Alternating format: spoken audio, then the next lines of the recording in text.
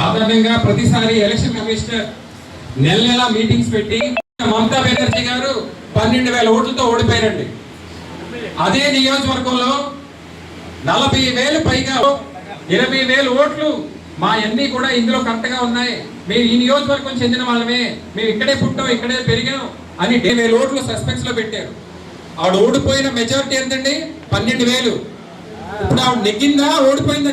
కానీ మన అసెంబ్లీ ఇప్పుడు ఈ రోజు SIR అనే ప్రక్రియ అదే జరుగుతుందండి.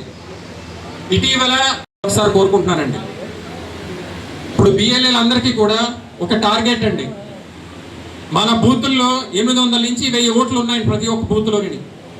నా కోరిక ఏంటంటే ప్రతి బూత్ ఏజెంటు చాలా ముఖ్యమైన ఘట్టం ఇది SIR అనేది.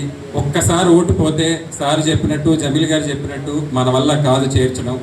మనమందరం కూడా పాత్రలు తీసుకుని మీరందరూ కూడా ఈ కార్యక్రమాన్ని పూర్తి చేయవలసిగా కోరుకుంటున్నానండి.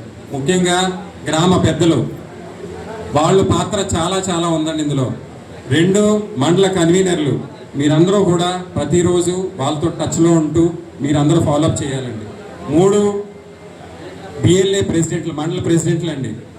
4 ఇప్పుడు మీరందరూ ఉంటున్న BLAs. 5వ పాత్ర నాది. మనందరం కలిస్తేనే ఈ SIRని ఎదుర్కోగలం, జయించగలం తప్ప లేకపోతే ఒక్కళ్ళ వల్ల అయ్యే పని కాదండి. మీ అందరికీ కూడా ఒక కాంపిటీషన్ పెట్టుకుందాం మనందరూనే. 247 ఏజెంట్లు ఉన్నారు. మీ అందరి బూత్ డేటా అంతా కూడా మీ మండల కన్వీనర్స్ దగ్గర ఉన్నాయి. ఒక నెల టైం పెట్టుకుందామండి. ఆ నెలలో ఎవరైతే తొందరగా పూర్తి చేస్తారో వాళ్ళకి ఖచ్చితంగా మళ్ళీ రఘురామ గారి ఆధ్వర్యంలో సన్మానం చేయడం జరుగుతుందండి. టాప్ 10కి ఖచ్చితంగా చేద్దాం, ఆ మండల కన్వీనర్ కూడా చేద్దామండి.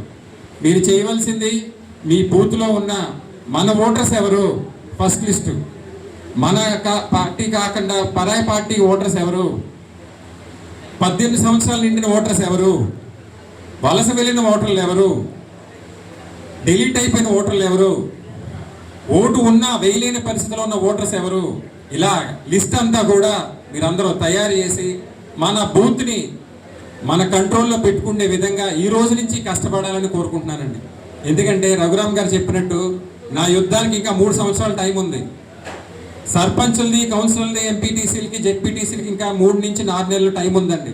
కానీ BLAస్గా మీ యుద్ధం ఈ రోజు ఈ క్షణం ఇప్పటి నుంచే మొదలవుతుందండి.